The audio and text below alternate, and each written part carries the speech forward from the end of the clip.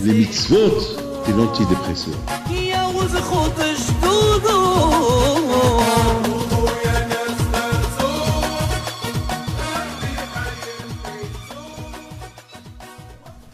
Bon Hachem, cette année, c'était une bonne année parce que j'ai vu qu'il y a eu des bechinotes, il y a eu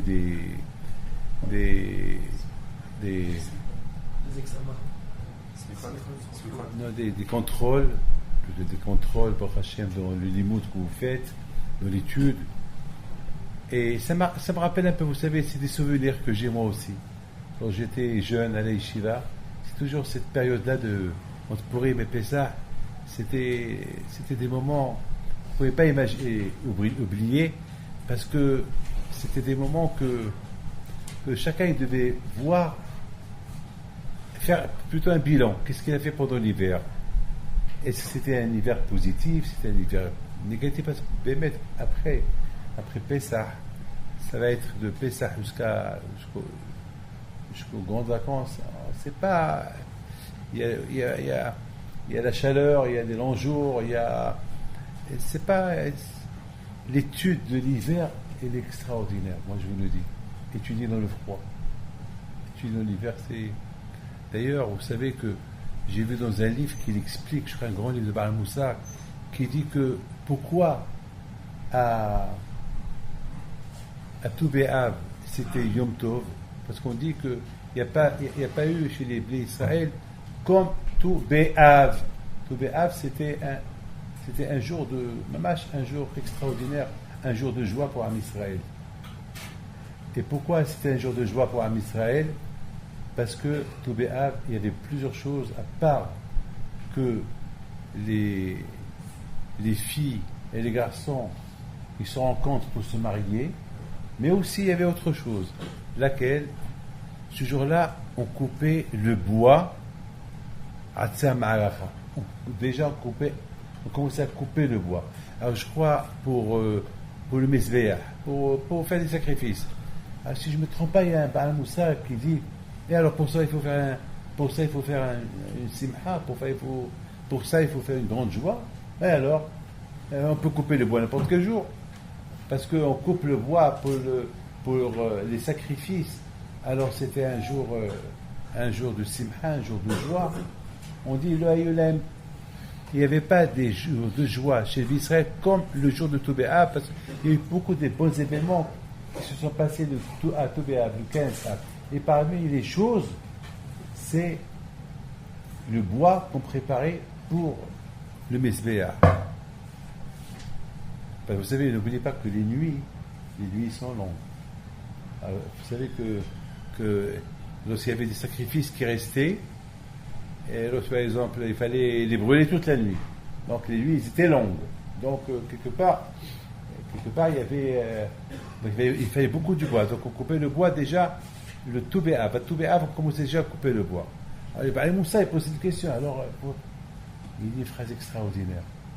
Les gens étaient tellement contents parce qu'à Tou B'Av, les jours ils commençaient à devenir courts. Et puis les jours, alors, si les jours ils commencent à devenir courts, ah oui, lorsque les jours ils commencent à devenir courts, alors la nuit elle tombe un peu plus tôt. Et lorsque la nuit elle tombe un peu plus tôt, il n'y a rien à faire dans la rue. Donc on rentre, on va à la yeshiva, étudier quelques minutes de plus. C'est beau, hein? Ça veut dire que finalement, l'hiver, c'est beau. Mais on peut remarquer qu'on étudie plus en hiver. Moi, la plupart de mes livres, je les écris en hiver. En été, c'est dur parce que c'est l'hiver que j'écris beaucoup. En été, les journées sont longues. Il y a le téléphone, tu es à la maison. Et c'est pas... Les journées, ils sont...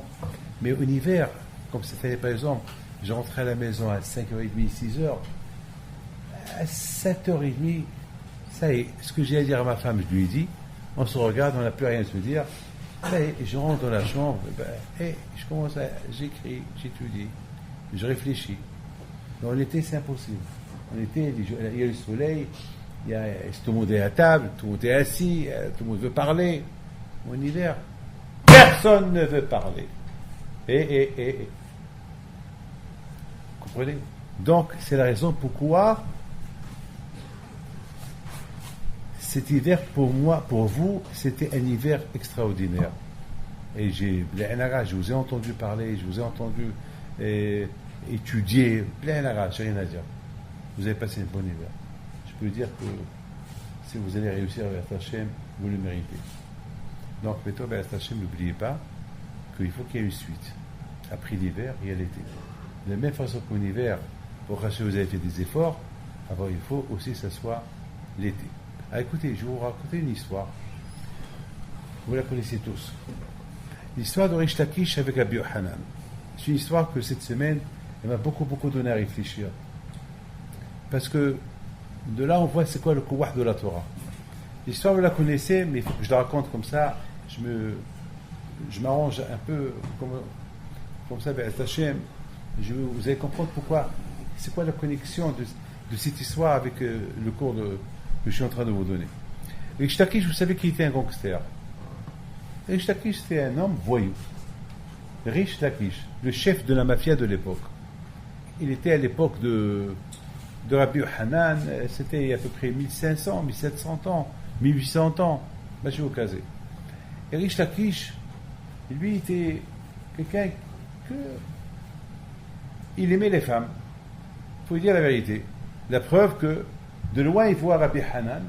Rabbi Hanan, c'était un bel homme. Il était tellement beau parce qu'il n'avait pas la barbe. Il était tellement beau que, de loin, Rish Lakish, il a remarqué la beauté de Rabbi Yochanan. Et tout de suite, il a sauté, il a fait un coup de saut, il arrive chez Rabbi Yochanan, il le regarde, il dit, ah, tu es un homme. Je dis alors, il a dit, je croyais que tu étais une femme. Ta beauté, c'est pour les femmes. Il dit, ah, tu aimes les belles femmes? Je dis, oui. Et tu sais que moi, j'ai une sœur, elle est très belle. Tu viens demain étudier, tu viens demain à la yeshiva, et je te donne ma sœur. Il dit, toi, tu me donnes ma sœur? Ta sœur? Il dit, oui, je te donne ma sœur. Il dit, demain, je viens. L'histoire est terminée. Et donc, Rish Lakish, il veut retourner chez lui. Bon, il a le rendez-vous demain avec Rabbi Yochanan. Et le lendemain, il veut retourner chez lui. Et hop, non, tout de suite, il veut sauter, il veut partir en courant. Il voit qu'il n'a plus de force. Il voit qu'il est devenu lourd. Il n'a plus de force. Il se retourne vers Rabbi Yochanan. Il dit, qu'est-ce que tu m'as fait? C'est quoi ça? Je suis venu chez toi. Je suis venu en courant. Et là, depuis que on a discuté, j'ai plus de force. Il lui dit, bon, helech leoraita. Étant donné que tu t'es engagé à venir demain à la yeshiva, alors, helech leoraita. Ta force, elle est partie. La force que tu avais de courir les rues, mais toi, tu vas commencer à courir de Beth Amidrash en Beth Amidrash. L'histoire est terminée là. Mes amis, je vous pose une question. C'est une histoire dure à comprendre. Combien de fois on dit aux gens de venir étudier, ils disent oui, ils ne viennent pas. Comment vous comprenez ça?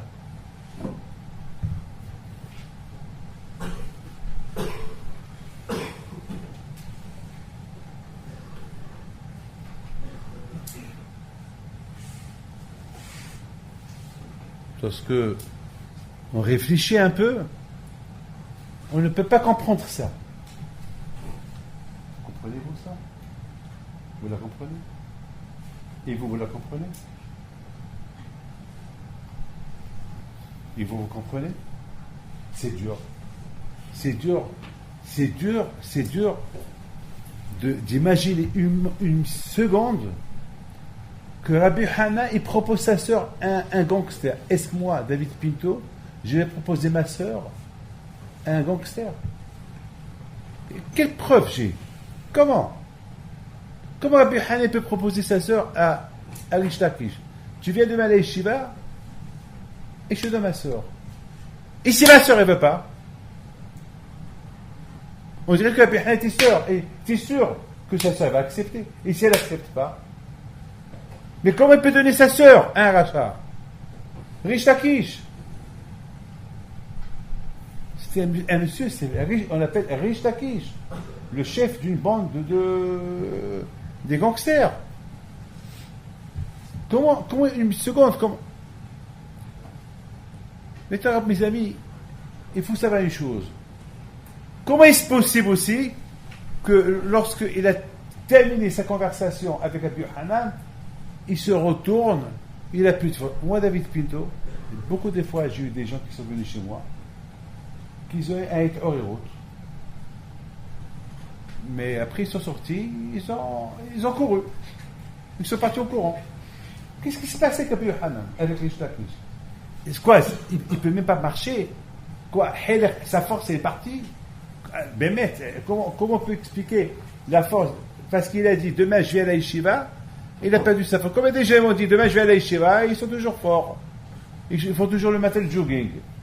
Il faut toujours. Là, on voit que Abu Hanan, lorsqu'il lui a dit, demain tu vas à la yeshiva, et l'autre il a accepté, le lendemain, tout de suite, il a perdu ses forces. Je vous pose une question.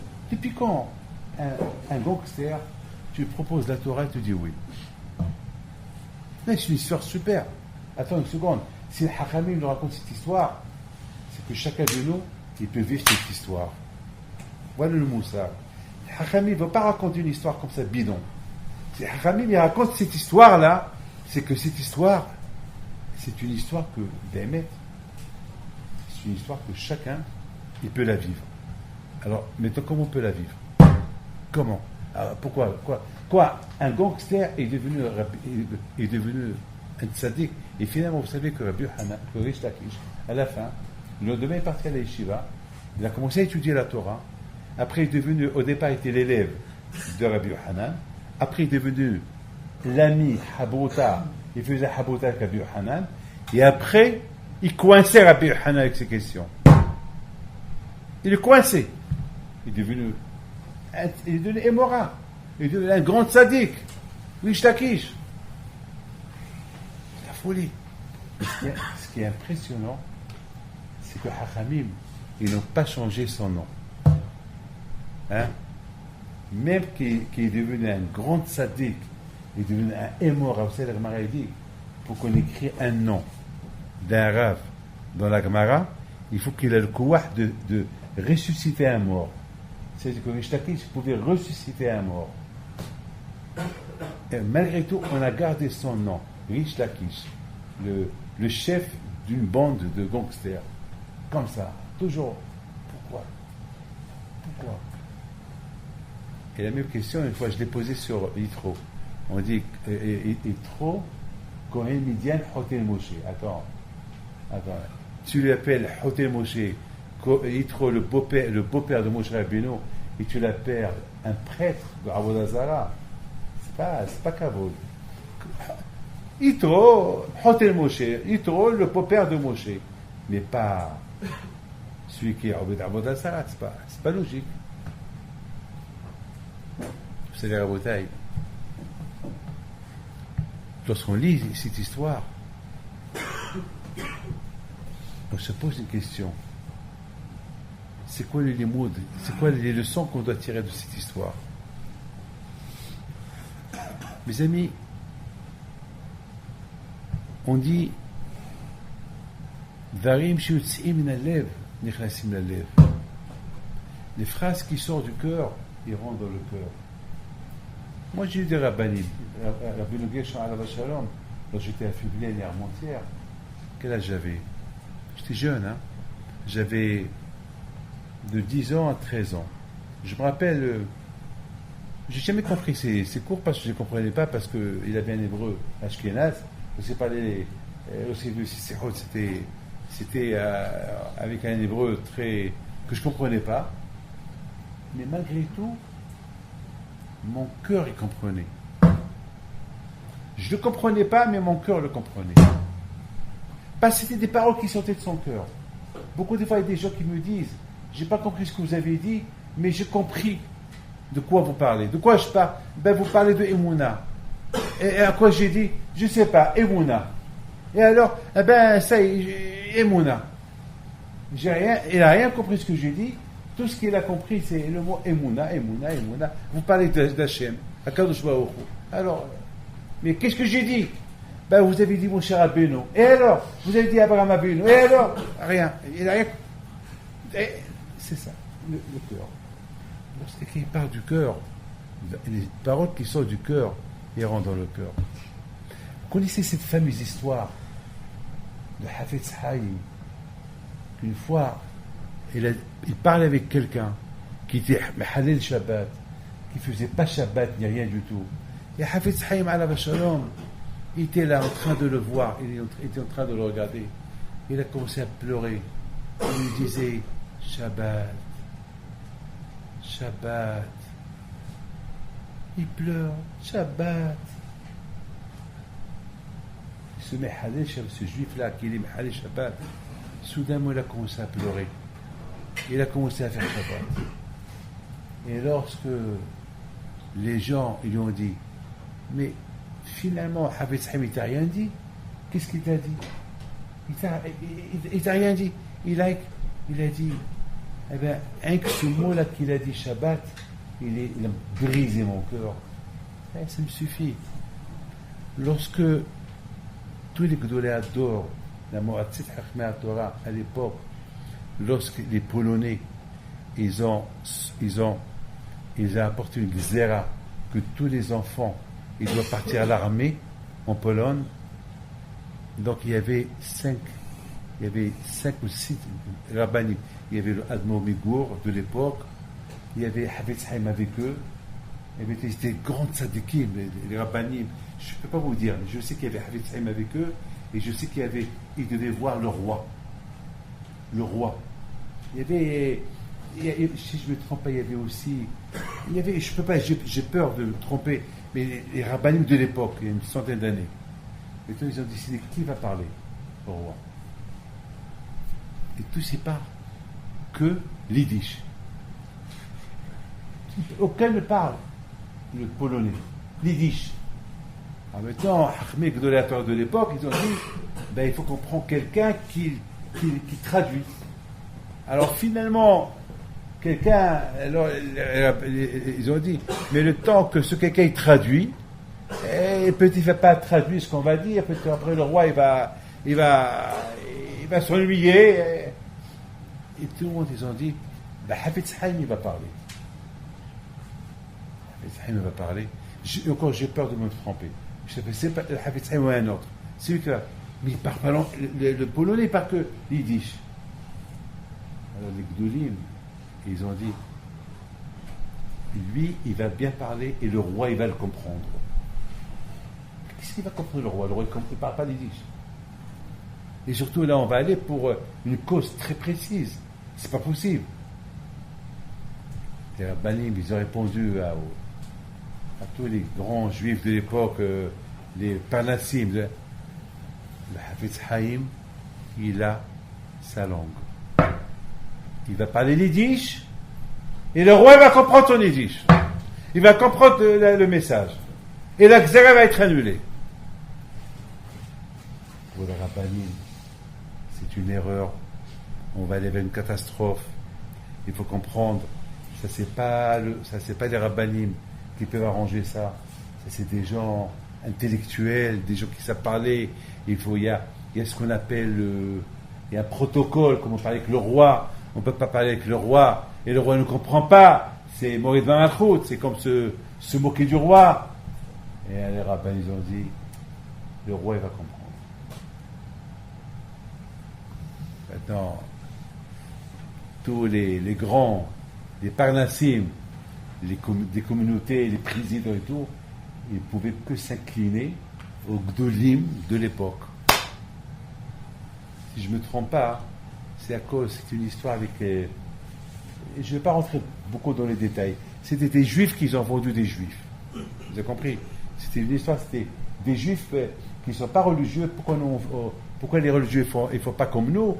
Alors le roi, il voulait réformer tout le monde. Alors, donc là, ils sont partis. L'heure de rendez-vous, elle arrive. Tous les rabbins y rentrent. Tout le monde est debout. Et voilà, Sa Majesté le roi de Pologne. Et il rentre. Tout le monde, ils vont lui faire salut. Alors, le président de la communauté de l'époque, il présente les Rabbanim, celui-là, ta. Oui, et le roi dit, qu'est-ce qu'ils sont venus faire ici? Qu'est-ce qu'ils ont besoin? Alors maintenant, le président, il s'adresse à Habib Haïm ou à un autre Rav.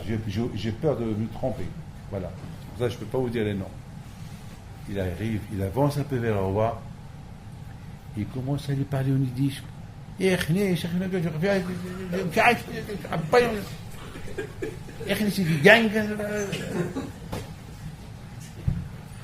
le roi, il entend. Et Habib Haïm, il continue.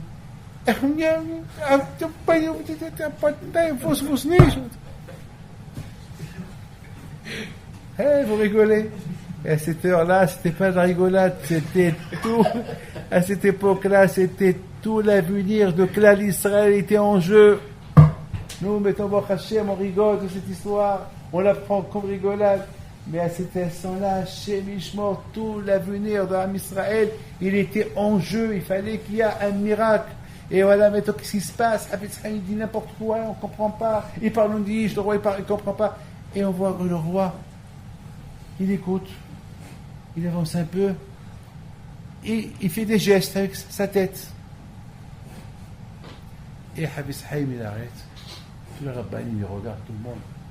Et le roi, il les regarde. Il dit au président, je l'ai compris. Dis-lui que ce qu'il veut. Alors il a dit, Majesté, vous avez compris de quoi? Qu'est-ce qu'il vous a dit? Il a dit, j'ai compris son cœur. Je sais qu'il est venu pour parler de cette Gézéra qu'on va forcer les Juifs, les jeunes à venir à l'armée. Je l'ai compris. On va l'annuler. Dites-lui qu'il peut retourner chez lui tranquillement. Et ce jour-là, jusqu'à maintenant, ils ont fait une simha. C'est ce qu'on appelle le langage du cœur. Rabbi Hanan, lorsqu'il a vu Rish Lakish arriver, il a vu cette force qu'il avait Rish Lakish, qu'il a sauté pour venir vers lui. Il lui dit, qu'est-ce que tu fais? Il dit, je croyais que tu étais une femme. Tu es une femme. Tu croyais que je suis une femme? Ça veut dire que tu veux une femme belle comme moi? Alors tu veux une femme comme moi? C'est quoi comme moi? Comme moi! Tu sais qui je suis moi? Je suis Rabbi Hanan. Je suis un homme d'Yeshiva, un docteur Torah. Donc ma sœur, elle est comme moi. Et si elle est comme moi, c'est qu'elle est tzadékette comme moi. Si elle est comme moi, ça veut dire qu'elle va être religieuse comme moi. T'acceptes? Rish Lakish, il regarde. Quoi? Celui-là, il me donne sa sœur. Moi, je suis un gangster. Moi, je suis un bandit. Moi, je suis un vaurien. Et lui, il me donne sa sœur. Est-ce que moi, je vaux sa sœur? Il me demande d'aller étudier la Torah. Ça veut dire que la Torah, elle est plus importante que sa sœur. Ça veut dire qu'il est en train de vendre sa sœur pour quelque chose qu'il vale plus. C'est-à-dire, il me demande à moi de lâcher ce que je suis, ce que je fais pour aller étudier la Torah. C'est que la Torah, elle a une valeur. Si la Torah n'a pas de valeur, pourquoi il me la propose? En contrepartie de sa sœur. On change un diamant avec quoi? Avec un diamant. Est-ce qu'on change avec un diamant avec une tomate pourrie? Dites-moi. Vous avez entendu quelqu'un qui change un diamant avec quelque chose de pourri? Non! On change un diamant avec un diamant, ou mieux. Il veut changer sa sœur pour la Torah. La Torah, elle est importante. Ces paroles-là, ils sont sorties de son cœur, du mal qui sont sortis. Ça a fait un effet sur lui que, au moment qu'il a dit oui, c'était un oui. C'est-à-dire, je viens. Donc, lorsqu'il voulait retourner, il ne savait pas ce qui s'est passé. Il ne sait pas ce qu'il a perdu ses forces. Et là, il dit à qu'est-ce que tu m'as fait? Qu'est-ce qui s'est passé? Il lui dit, tu ne peux pas aimer deux choses à la fois. Tu ne peux pas aimer et les femmes et la Torah. C'est impossible. Tu ne peux pas aimer Olamazé, courir, et la Torah. C'est impossible. Au moment que tu as dit oui, tu as compris ce que je voulais dire. Ça y est. On n'a pas vu que Reish Lakish, il a répondu, mais voilà ma réponse. On a vu que le lendemain, Reish Lakish est parti à l'Yeshiva. S'il est parti à l'Yeshiva le lendemain, pas pour la sœur de Rabbi Yochanan, parce qu'il a compris, sans étudier la Torah, il n'a pas encore goûté la Torah, il a compris qu'il n'y a pas comme la Torah. Pourquoi? Parce que le fait déjà qu'il a perdu ses forces, c'est qu'il a compris le langage de Rabbi Yochanan. La façon comment Rabbi Yochanan lui a dit, tu viens étudier la Torah et je te donne ma sœur. Quoi, celui-là, il ne cherche même pas qui je suis. Je suis un rachat. Il me donne sa sœur. Ça veut dire qu'il y a quelque chose dans la Torah que moi je ne connais pas. Alors, je vais aller étudier la Torah.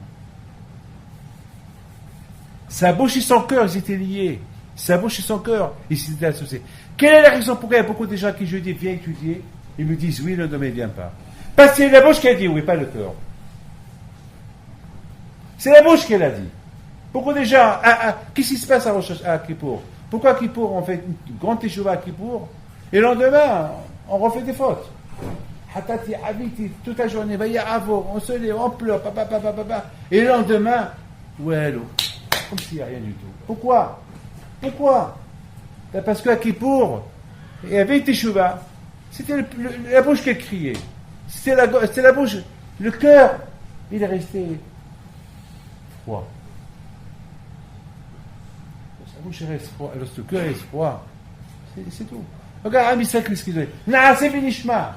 Naaseh vinishma. Naaseh, c'est l'action, je fais. Nishma, c'est l'intérieur. Parce que Nishma, c'est l'intérieur. Ça veut dire, je suis prêt à Naaseh vinishma. C'est pas j'écoute et je fais. Je fais et après j'écoute. La Gemara raconte, il y avait ce tzduki, ce goy-là, qui avait vu Rabat. Le Rabat qui était en train d'étudier la Torah. Et Rabat était tellement qu'il était pris dans la Torah, je crois qu'il a écrasé ses mains et le sang a commencé à couler de ses mains. Et ce gars, il lui dit, vous êtes des fous, vous les juifs. Je dis, pourquoi tu me dis ça? C'est parce que vous avez dit Naaseh Nishma, vous êtes des fous. Vous auriez dû dire Nishma, après Naaseh. On écoute, après on fait. Mais vous avez dit, on fait, après on écoute. Donc vous faites n'importe quoi. Regarde là, tu es en train d'étudier, regarde ce que tu es en train de faire à tes mains. Le sang, t'es fou, quoi. Regarde, tu es en train d'étudier la Torah que tu as reçue, voilà, tu te blesses. Regarde ce que tu fais. Il a dit, nous, on aime Akadosh Baruch Hu. On a tellement confiance en lui, jusqu'à que, lorsqu'il nous a proposé la Torah, on n'avait pas besoin de lui dire, on écoute, après on fait. Nous, on est fous d'Hachem. On lui fait confiance à Akadosh Baruch Hu. Comme vous. Vous êtes allés ici. Quelle est la raison pourquoi il faut étudier la Torah? Qu'est-ce que vous faites ici? Mais allez-y travailler. Et venez étudier de temps en temps si vous voulez. Mais qu'est-ce que vous faites du matin au soir? Pourquoi? Il y a des millions, il y a 1 demi-million de juifs, de Bahorim. En Israël, 1 demi-million, il y a. C'est pas les statistiques, c'est le chiffre exact. 1 demi-million de Bnei Torah Yerushalayim. On a laissé ça. Qu'est-ce qu'ils font? Ils vont travailler, étudier. L'étude de la Torah, ceux qui étudient la Torah, c'est eux l'armée de Hakadosh Baruch Hu. Comme Shevet Levi. Shevet Levi, c'est l'armée d'Hachem. Quand il dit le Rambam dit que Shevet Levi, c'est pas eux uniquement qui sont l'armée d'Hachem, tous juifs, qu'ils soient n'importe, Ashkenaz, Sepharad, Hassid, Dutaï, qu'il soit ce qu'il veut, ce qu'il peut être, s'il étudie la Torah, il fait partie de Shevet Levi. Il fait partie de Shevet Levi.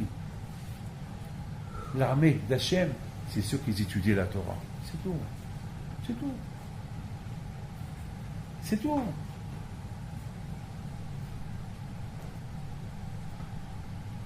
Le sabotage, on réfléchit un peu. Voilà, je m'excuse de dire ça. J'ai dit ça à quelqu'un.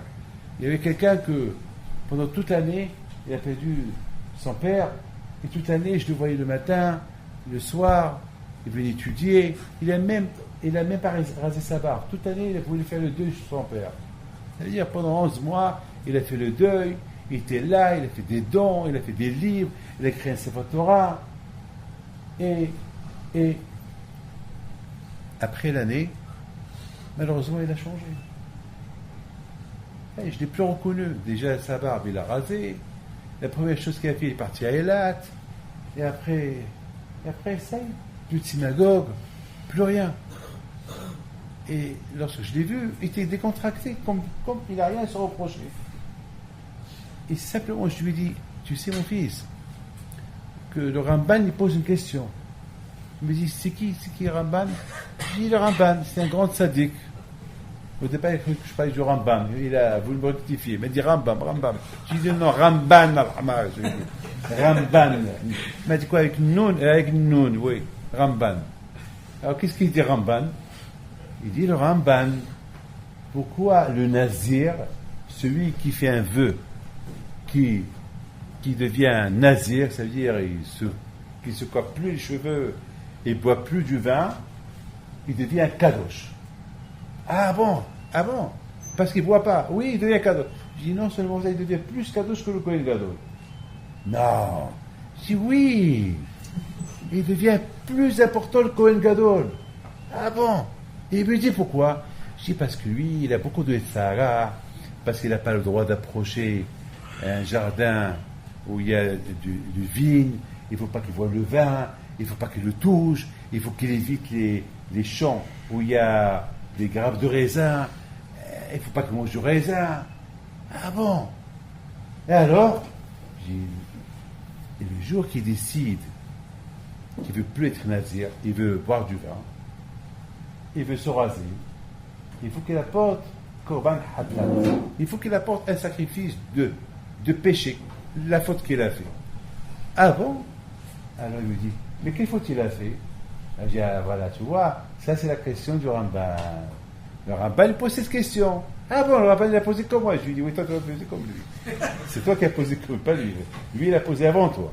Alors lui il pose une question. Mais quelle faute il a fait? Il a fait une faute. Il voulait être nazir, il est devenu nazir, et maintenant il ne veut plus être nazir. Alors il a le choix. Il ne peut pas être nazir toute sa vie, il veut. Ah pourquoi il doit apporter? Ah il me dit, c'est vrai. Alors j'ai dit, dis-moi, donne une réponse. Ben, c'est une question. Il me dit, alors moi aussi j'ai posé cette question. Oui, toi aussi tu as posé cette question.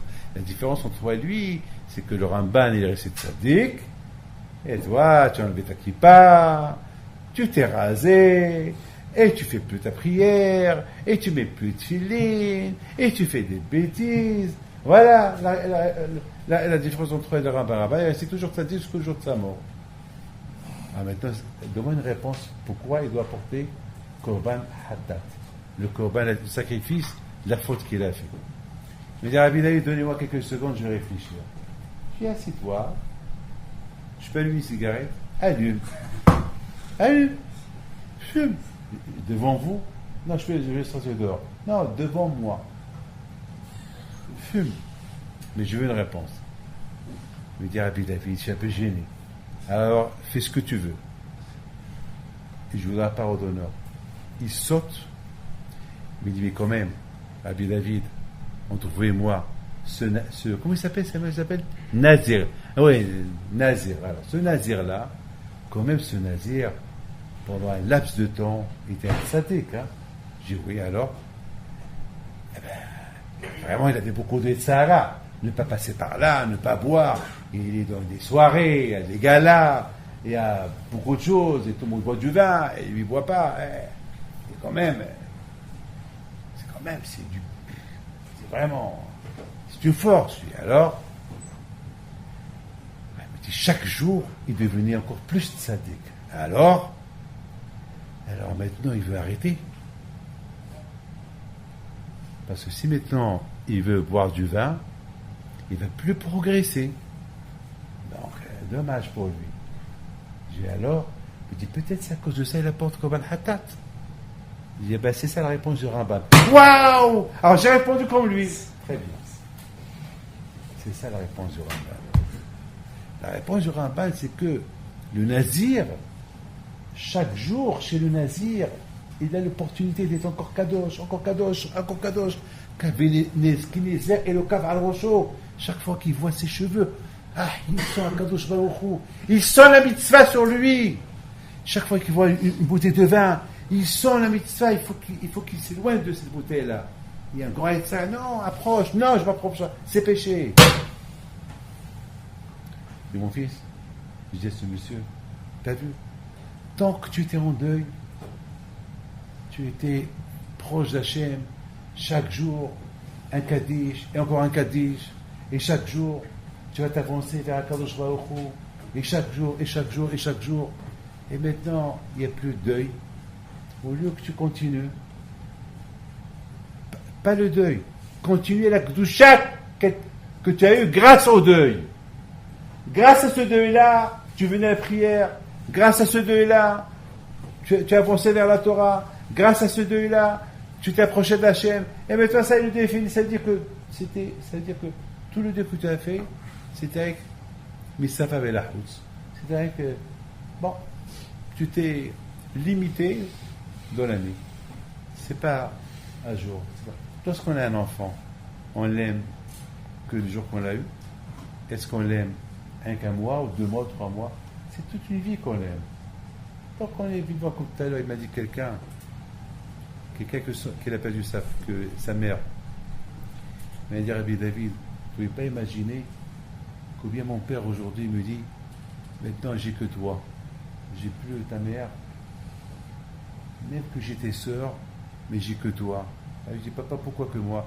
Il dit, au moins toi, c'est toi qui vas faire Kaddish pour moi. C'est pas tes sœurs qui vont le faire pour moi. Donc maintenant, voilà, je dois te dire, j'ai que toi, et je t'adore, et je t'aime beaucoup. Tout à l'heure, il me l'a dit. Alors, vous avez compris que la différence, Rabotai, entre Rish Lakish, le fait qu'il a dit j'accepte à étudier la Torah et est devenu un grand tzaddik, c'est parce que, mes amis, c'est parce que Rish Lakish, le lendemain il est venu. Et comment le lendemain il est venu? Parce que lorsqu'il a dit oui, il a vraiment dit oui. C'est pas un oui avec la bouche, c'est un oui avec le cœur. Sinon, maintenant c'est les vacances demain, dans une demi-heure vous allez partir, vous êtes maintenant en vacances. Mais si l'effet de la Torah que vous avez étudié pendant tout l'hiver, vous avez vraiment kiffé avec la Torah, vous avez un plaisir d'étudier la Torah, vous allez demain, vous allez longuir le Beth Midrash. Demain, vous allez longuir votre Havrota, votre ami avec qui vous étudiez. Demain, vous allez longuir votre Gemara. Alors, vous allez ouvrir la Gemara chez vous à la maison. Et ça va faire plaisir à vous. Ça va faire plaisir à tout le monde. Vous allez prendre avec vous la chaleur du Beth Midrash chez vous à la maison. Les paroles qu'il a dit à Rabbi Yohanan, à Rish Lakish, tu me trouves beau, tu me trouves belle, tu as cru que j'étais une femme, j'ai ma soeur, je te la donne. J'ai ma soeur, je te la donne. Mais viens étudier la Torah, je te la donne. La façon, comment il lui a dit, avec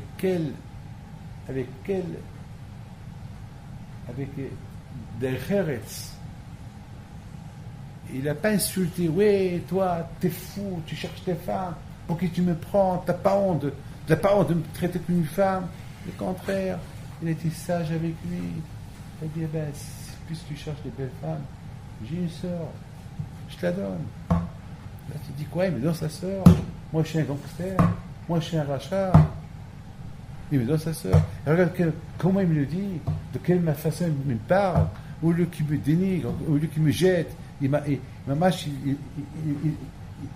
m'approche. Et la façon qu'il a dit oui, c'était le cœur qui a dit oui. Dans ce cœur, il a dit oui, les pieds sont affaiblis. Il ne peut plus courir. Lorsqu'un homme, lorsqu'un homme, il prend sur lui le joug du ciel. Mamash balev, bapev et balev. Ma'averi mimeno, ol malchut derech eretz. On enlève de lui le Yetzirah. Lorsqu'il a pris sur lui, ol malchut shamayim, que demain il va venir étudier, toute cette force du Yetzirah qu'il avait en lui, elle est partie. Elle a disparu. Et la preuve, le lendemain, il était présent. Il était présent. Le lendemain, il était présent. Et c'est ça la bouteille, ce que je reproche beaucoup des fois à ceux qui partent à Ben Azmanim, lorsqu'ils retournent, ils ont un peu perdu le héchec de l'étude. Ça va leur prendre quelques jours, quelques semaines, je ne sais pas quoi. Je sais qu'ils vont retomber dans l'étude. Pourquoi? Parce qu'ils se sont détachés un peu de l'étude pendant ce laps de temps qu'ils n'étaient pas présents. Vous savez, même Ben Azza Ben Arach, un grand Tanna, il était avec ses copains, les Bujois, et Ben Azza, des copains. Il devait partir à une yeshiva. Et voilà, sur le chemin, il devait passer par la maison de la ville où il y avait les beaux-parents de Ben Azza Ben Arach. Ben Azza Ben Arach, il dit à ses copains, vous voulez pas qu'on rentre un peu ici? Non. C'est là où ils appellent mes beaux-parents. J'ai une belle-mère qui va nous recevoir. Elle est une sadéquette, elle est superbe, elle adore Hachamim. Ah bon? Mais on va aller à l'Yeshiva. Et ça va, on se repose un peu chez elle. Il y a des jardins. Ils sont riches, mes beaux-parents. Ils ont des jardins. Il y a des maïanotes, il y a des sources. Non, on va aller à l'Yeshiva. Il leur a dit, moi, je vais rentrer là un peu, je vais me reposer un peu, je vais me décontracter un peu. Alors, on se voit dans quelques jours. Quelques jours plus tard, il retourne à l'Yeshiva. Et il a oublié. Parce que lorsqu'il est monté à Torah, il a oublié comment faire la bracha. Il s'est trompé. Parce que les Hachamim, ils ont commencé à pleurer. Ils disaient quoi? Ben Azza Ben Arach. Vous connaissez que Rabban Yochanan ben Zakkai, c'était. Rabban Yochanan ben Zakkai, pour lui, Ben Azza Ben Arach était le plus grand talmid des talmidim qu'il avait. Ben Azza Ben Arach. Ils ont commencé à pleurer pour lui. Ils ont prié à Kadosh Baruch Hu qu'il se rappelle son étude. Je vous pose une question. Oui, le mal, que Hachamim, ils le suivent. Oui, le mal. Il y a un mal. Pourquoi pas? On se repose un peu. Oui ou pas? Voilà, on se repose. Oui, le mal. Attends, on peut aller là. Le contraire. S'ils partent avec lui, ils vont étudier encore ensemble. C'est quoi le mal? C'est parce que Hachamim, ils avaient dans la tête d'aller à la yeshiva. Vous avez compris? Ils sont partis pour aller à la yeshiva. Ils ne sont pas partis pour aller prendre des vacances. Ils sont partis pour aller à une autre yeshiva étudier la Torah. Donc le fait de s'arrêter et prendre quelques jours de vacances, ça s'appelle Bittul Torah. Voilà comment Hachamim, ils avaient la valeur de la Torah. Nous mettons, on prend tous des vacances à partir de ce soir, ou pas. Mais ce n'est pas des vacances. Parce qu'il y a Pessah. Il va aller appeler à la chôte. Il va être assouké, va être occupé pour nettoyer la maison, cacher les Pessah. Donc on va préparer un peu les questions de la Haggadah. On va être un peu occupé dans la fête de Pessah. Donc ça s'appelle Torah. Ça s'appelle toujours Torah. On ne va pas dire, ça s'appelle Torah. On s'est déjà préparé à ça. Maintenant, Bémet, c'est la vérité ce que je veux vous dire. Que cette histoire que je vous ai racontée sur les Shlakish, combien des choses on peut apprendre, le rayon, l'idée, elle est super, l'idée. L'idée, elle est super. Que lorsque quelqu'un, il prend sur lui, Mamash, le joug d'Hachem, le joug de la Torah, der Hashem, avec la bouche et le cœur, c'est fini. Le Yetzirah, il s'enlève de lui. Ça y est. Tout à l'heure, Shabbat, j'ai lu, il y a un grand Rav, un grand Admour, je crois que c'est un des petits-enfants de Baalatania, qui qui dit une chose super. Il dit comme ça, il dit que comment un homme, il peut... Comment éviter un homme pour ne pas fauter? Voilà, je veux fauter. David Pinto veut fauter. J'ai envie de fauter. J'ai un grand Yitzhak pour fauter. Alors comment éviter pour ne pas fauter? Alors il dit comme ça. Il dit, Yitzhak, qu'il imagine qu'il a fauté. Une fois qu'il a fauté, combien il va regretter? Parce qu'en fait, lorsqu'on faute, on regrette. Ou pas? Lorsqu'on faute, on regrette. On n'a pas vu quelqu'un qui l'a fauté et qui ne l'a pas regretté. On n'a pas vu quelqu'un qui l'a fauté et qui est super content. Mais par contre, un homme qui a fait une mitzvah, même que c'était dur pour lui de la faire, et à la fin il l'a fait, il est content qu'il l'a fait. Il ne va pas dire je regrette pourquoi je ne l'ai pas fait. Quelqu'un le matin, il est tellement fatigué, il doit se lever pour aller à la prière, pour méditer. Et c'est dur pour lui. Et après il fait un effort, il se lève, il sort du lit. Une fois qu'il a prié, il se sent bien. Il ne va pas dire une fois qu'il a prié, dommage que je ne suis pas resté au lit. Non, quand il est content qu'il a prié. Alors il dit comme ça, il dit que l'homme, Yitzhak, qu'il imagine dans sa tête la faute qu'il a fait. La faute qu'il va faire, pardon. Une fois qu'il imagine la faute qu'il va faire, et combien il va regretter après, alors il ne va pas la faire. Alors, écoutez bien. Alors, maintenant, le Rav, il se pose sur lui une autre question. Il dit, mais comment il va imaginer qu'il a fauté et qu'il va regretter la faute qu'il a fait, puisqu'il a envie de la faire, la faute. Quelqu'un qui a envie de faire la faute, il ne peut pas imaginer qu'il va fauter et qu'il va regretter après qu'il a fauté. Non, maintenant, lorsque quelqu'un veut fauter, il veut fauter. Alors il répond, il dit, toi tu fais ça, et Hachem va t'aider. Parce qu'il y a des malachim qui vont naître de cette marchava que tu as pensé, de ce regret que tu vas regretter à cause de l'imagination de la faute que tu as fait, que tu vas faire et que tu n'as pas fait. Il y a un malach qui va t'aider pour ne pas la faire. Alors je l'ai testé sur moi cette semaine et ça a marché. Je vous dis en parole, je l'ai testé et ça a marché. Ça a marché. Ça veut dire que c'est le émet. Ça a marché. Allez, Raboutaï. Et je voudrais simplement, Raboutaï, terminer. Étant donné que ce cours de Torah, je le fais à Inchmat, M. Choukron, Alav Shalom, qui est décédé, et son fils, David, hier, sur le chemin, il m'a dit une chose extraordinaire. Il m'a dit hier que son père, il a échappé à la mort plusieurs fois.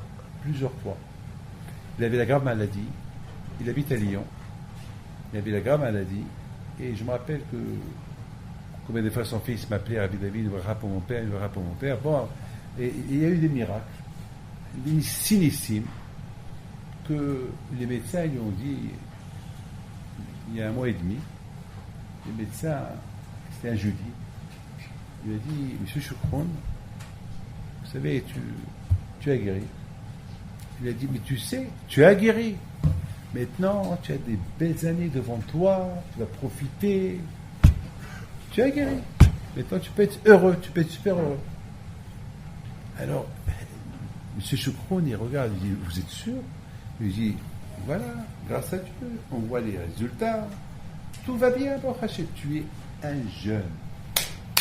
Maintenant, je sais que tu es vieux, mais tu es un homme fort. Grâce à Dieu, ils sont sortis. Maintenant, les enfants, ils disent à leur père, papa, tu vois pas, papa, que beaucoup des fois, tu traverses des moments durs dans ta vie. Combien des fois les médecins t'ont dit que tu vas mourir? 2, 3, 4 fois dans sa vie. Il avait des graves maladies que les médecins lui ont dit tu vas mourir dans quelques jours. Jusqu'à qu'on a cru que tu allais mourir. Et voilà, tu es encore vivant, papa. Pourquoi c'est miracle? C'est quoi le secret? Elle a dit, mes enfants, le secret pourquoi je vis longtemps et j'échappe la mort, parce que je respecte mon père et ma mère. Lorsqu'ils étaient vivants, je les respectais. Jamais j'ai fait du mauvais sang à mes parents. Et c'est un passouk. Kabed et avicha betimecha lema'an ya'arichun yamecha al adama. Moi, que j'ajoute une phrase. Lorsqu'on respecte le père et la mère, on apprend à respecter Akadosh Baruch Hu. On apprend à respecter Akadosh Baruch Hu. Ah, maintenant, pour vous, l'histoire est terminée. Maintenant, il rentre à la maison. Sa mère, sa femme qui était là. Alors, mon mari et tout le monde. Alors, ce Shabbat, on va fêter le Shabbat. Et toute la famille est venue pour fêter un bon Shabbat ensemble. Et le soir, il est mort. Ça veut dire que c'est pas la maladie qui l'a tué, c'est le Zman à lui, il est venu. Le Zman, il est venu. Mais, il a enseigné un enseignement à ses enfants. Un testament à ses enfants. N'oubliez pas, je vais partir, votre maman elle va rester. Alors, comme moi j'ai eu une longue vie à cause du respect, alors respectez votre maman. Et vous serez comme moi. On dirait un message extraordinaire. Et pourtant, mes amis, chacun va dire, moi je respecte mon père et ma mère. Chacun va te le dire. Malheureusement, on respecte papa et maman uniquement lorsque ils sont gentils avec nous. Lorsqu'on leur dit de faire, ils le font. Mais au moment que ça touche l'orgueil de chacun de nous, au moment que ça touche le kavod, ou ça touche quelque chose, ben vous allez voir la révolution. Voilà. C'est ça la beauté. Il faut savoir continuer. Tout le message de ce cours-là, savoir que être un Ben Torah, accepter à être un Ben Torah, il faut que ce soit le cœur et la bouche ensemble. Ce message de Reish Lakish, c'est un message pour tout le monde. Un message pour tout le monde. Un message pour tous les Ben Torah. Celui qui veut être avrer, celui qui veut étudier la Torah, il faut qu'il sache, pour qu'il trouve goût à la Torah, pour qu'il se débarrasse de ce olamazé, ce monde pourri, qu'il est plein de pourriture, qui a rien de concret, que tout on laisse ici. Uniquement il s'est dit, eh ben, j'accepte le joug de la Torah. Mais il faut l'étudier. Regardez, mes amis, Rabbi Yochanan, comment il a donné le goût à Reish Lakish, le goût de l'amour de la Torah. Tu lui dis, tu aimes la beauté, je te donne ma soeur. Toi, tu me donnes ta soeur, je te donne ma soeur. Mais elle va me suivre ta soeur, je te donne ma soeur. Parce que si ma soeur, elle te voit et sait que tu es un Ben Torah, elle ne va pas voir comment tu es aujourd'hui, elle va voir comment tu vas être un jour. C'est comme ça chez nous. Un Ben Torah, il ne voit pas. Chez nous, même à Rosh Hashanah, et Akadosh Baruch Hu, il ne juge pas qu'est-ce qu'on a fait hier. Hachem, il nous juge comment on est maintenant. Et comment on est maintenant? Maintenant, on a fait Teshuvah. On est tzadiké maintenant. Regardez la façon comment Reish Lakish il a dit j'arrive demain, j'accepte. Ce mot qu'il a dit, j'accepte d'étudier la Torah, c'était pas sa bouche seule qu'il a dit, sa bouche, son cœur, tout son corps. Vous savez, la Torah mitisha koho shel adam, la Torah, elle enlève la force à l'homme, parce que il y a la force de la Torah, il y a la force de Olamazé. La force s'éclater, Olamazé, la force de Olamazé. Un homme qui étudie la Torah, il est faible dans toute cette force de Olamazé. Ça veut dire, l'Olamazé, il a plus de valeur dans ses yeux. Mais tout ce qu'il a la valeur, c'est rien que l'étude de la Torah. Comme on dit lorsqu'on termine, Hazak vit Hazak. Allez, on a terminé par H. Allez, Hazak. Hazak au Baruch. Allez, il faut faire ce que tu viens de dire maintenant, il faut le faire. Il faut l'accomplir. C'est ça la bataille. C'est le message, c'est ça mes amis, le message de Reish Lakish, de Rabbi Yochanan. Le message de Rabbi Yochanan, lorsqu'on veut accepter le joug de la Torah, Helech l'oraita. C'est quoi Helech? Ça dit, toute ma force elle est pour la Torah. Alors je perds mes forces pour autre chose. Je reste qu'avec les forces de la Torah. C'est ça la bataille. C'est ça mes amis. Donc combien on doit se renforcer dans cette paracha-là de Metzora. Et je termine. Combien il faut se renforcer cette paracha de Metzora? C'est la paracha de la Shonara, Mutsira. Combien il faut se renforcer, combien il faut faire attention. Parce que la Shonara, beaucoup de fois, on croit que j'ai raison de parler de la Shonara. Non, t'as pas raison. T'as pas raison. Qui te donne raison? Et qui dit que c'est pas un intérêt, que tu as intérêt de parler comme ça? Qui dit? Comment tu peux dire que tu as raison? Personne, il n'y a que personne. Si vous lisez un peu Hafez Haïm, ce qu'il dit sur. Et beaucoup de fois on dit, mais j'ai rien dit. Bien sûr, on n'a rien dit. On n'a rien dit, mais de Hachem, combien Akadosh Baruch Hu, il veut nous renforcer dans. Mais c'est combien d'halachot il y a de Metzora? Et aujourd'hui, il n'y a plus de tsarat, il n'y a plus de lèpre aujourd'hui. La tsarat, elle n'existe plus aujourd'hui. Et la Torah, il y a deux parachutes, la lèpre. Mais tous ces halachot, tous ces dinim, aujourd'hui, on ne fait rien du tout avec. Oui ou pas? Regardez la paracha de Tazria. Elle parle de quoi? De la Brit Mila. Et la Touma d'une femme. Quand est-ce qu'il est nida, quand est-ce qu'il n'est pas nida? Combien il est nida pour un homme, combien il est nida pour une fille? C'est tout, quelques psukim. Et après la Torah parle de Metzora, deux parachutes de Metzora. Brit Mila, on comprend que la Torah nous parle beaucoup de Brit Mila, parce que Brit Mila on l'a fait jusqu'à aujourd'hui. Mais la tsarat, la lèpre, les dinim, les halachot de la lèpre, pourquoi la Torah a tant parlé des halachot alors qu'aujourd'hui il n'y a ni Kohen, ni Bet HaMikdash, ni faire paradouma, les sons de paradouma, il n'y a rien du tout. Pourquoi tant parler pour une missa qu'aujourd'hui il n'existe pas? C'est vrai, l'histoire, cette maladie de lèpre, elle n'existe pas, il y a le cancer. Il y a beaucoup de maladies à Shemishmol. Il y a plein, il y a le sida, il y a des virus. Il y a un virus qui va bientôt naître. Un virus que le monde entier ne veut pas parler de lui beaucoup. Un virus que les Russes ils ont détecté à 50 mètres de profondeur dans la glace. Et ce virus-là, maintenant, il est congelé. C'est un virus mortel, mamache mortel.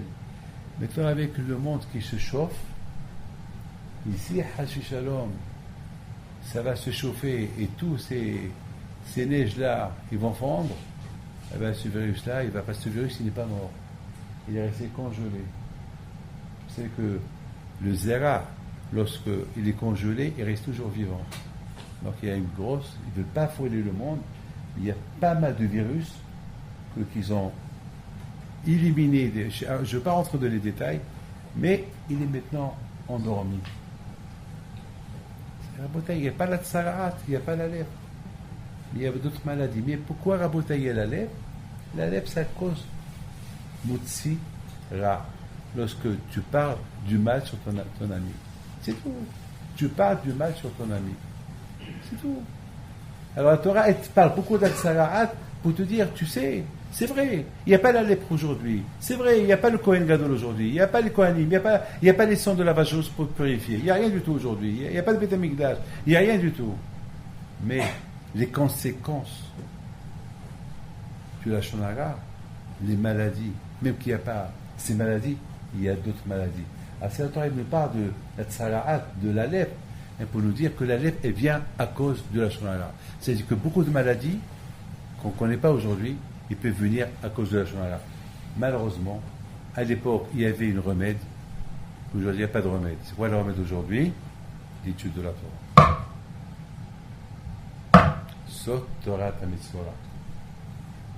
Zot Torat Amitzora. L'étude de la Torah. Étudier la Torah, c'est ça le remède d'Al-Sarat. Alors mes amis, je vous souhaite à vous tous une bonne fête de Pessah et que Hachem vous protège, vous aide. N'oubliez pas une chose, n'oubliez pas Hachem, si Dieu veut, on va vous donner 200 € en plus pour Pessah, pour cadeau pour vos enfants. N'oubliez pas une chose, partez d'ici avec l'idée de retourner. Voilà. Ça veut dire que Makish Alichatam, mais ça veut dire ça.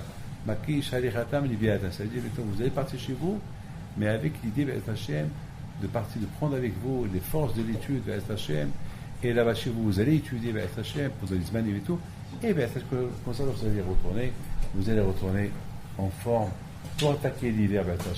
Maintenant, on va répondre à la fameuse question qu'on a posée. Alors, puisque Rish Lakish est devenu un grand tzaddik, il est devenu l'ami et l'élève et même le rabbin de Rabbi Yochanan, que sa fin était 1000 fois mieux que son début, c'est un grand tzaddik, pourquoi on n'a pas changé son nom? Pourquoi Hachamim, ils ont maintenu son nom? Pourquoi, même lorsqu'il était tzaddik, il a commencé, on l'appelait Rish Lakish, le chef des gangsters. Maintenant c'est un tzaddik, il n'est plus chef de gangsters. Alors pourquoi il s'appelle encore le chef? Vous savez, quelqu'un qui fait une grande écheva, il devient rabbin. Eh ben, il a le titre de rabbin. Alors comment? Attends, quelqu'un qui était gangster, il est devenu rabbin, on va appeler toujours gangster? Non. La réponse, c'est que Rish Lakish, 100%, non seulement c'est lui qui a voulu qu'on l'appelle Rish Lakish toujours, mais même Hachamim, ils étaient contents de l'appeler Rish Lakish. Pourquoi? Parce que le fait que chaque fois Hachamim, il se régalait de le voir. Il disait, regarde celui-là, ce qu'il était avant, ce qu'il est aujourd'hui. C'est-à-dire que finalement, Rish Lakish, la raison pourquoi il a voulu qu'on maintienne à garder son nom. C'est comme qu'on dit, lorsqu'un homme fait une faute, il faut toujours qu'il se souvienne de la faute qu'il a fait. Alors Rish Lakish, toujours, il a voulu se souvenir qu'est-ce qu'il était avant. Et le fait qu'il se souvienne qu'est-ce qu'il était avant, ça le renforçait pour progresser et avancer davantage de service d'Hachem. Il voulait toujours se rappeler du premier moment qu'il s'est réveillé lorsqu'il a dit oui. Son nom, il le rappelle ce oui qu'il a dit à Rabbi Yochanan. Le Rabbi a dit, je te donne ma sœur si tu veux demain étudier la Torah. Le oui qu'il a dit, c'était pas le oui pour sa sœur, Rabbi Yochanan, le oui pour venir étudier la Torah. Pourquoi? Parce qu'il a vu de la façon comment Rabbi Yochanan lui a proposé. Il a vu que, comment Rabbi Yochanan, il me donne sa sœur, moi un gangster, en plus il me donne sa sœur pour étudier la Torah. Ça veut dire que, et la Torah c'est pas brader la Torah. La Torah c'est la Torah. C'est-à-dire qu'il me propose quelque chose qui est plus important que sa sœur, qui s'appelle la Torah. Donc lorsqu'il a dit oui, quand il a dit oui, lorsqu'il était chef de bande, chef des gangsters, donc toujours il voulait avoir une référence à travers son nom. À travers son nom, ça le rappelait toujours ce bon moment qu'il a dit oui. Parce que ce oui-là était fatal. Ce oui qu'il a dit, oui, je viens étudier la Torah, eh bien, il est resté en lui et il est devenu ce qu'il est devenu. Maintenant, on comprenait très bien comment il s'appelle Yitro. Pourquoi Yitro, on l'appelle Yitro, le beau-père de Moshe, qui était le prêtre de Avodah Zarah? Pourquoi? Ah ben, c'est ça aussi, c'est la grandeur de Yitro. Que même qu'il était très important, et qu'il était presque un roi, il était un empereur, il était riche, il était milliardaire, il était le chef de la Avodah Zarah, celui qui représentait à l'époque tous les idolâtries qui existaient, et malgré tout, il a tout lâché pour venir étudier la Torah, pour accepter la Torah. C'est la raison pourquoi la Torah, elle rappelle son occupation. Son occupation, c'était quoi? Il était idolâtre. Ben, la Torah, c'était important pour la Torah de nous rappeler son nom, pour nous rappeler, pour nous enseigner. Regarde ce monsieur-là. Il était ce qu'il était, il a tout lâché pour venir recevoir la Torah. De même pour Rish Lakish. Il était ce qu'il était, il a tout lâché pour venir étudier la Torah. Donc le nom Rish Lakish, qui était maudit un jour, aujourd'hui, lorsqu'on dit Rish Lakish, c'est un nom béni.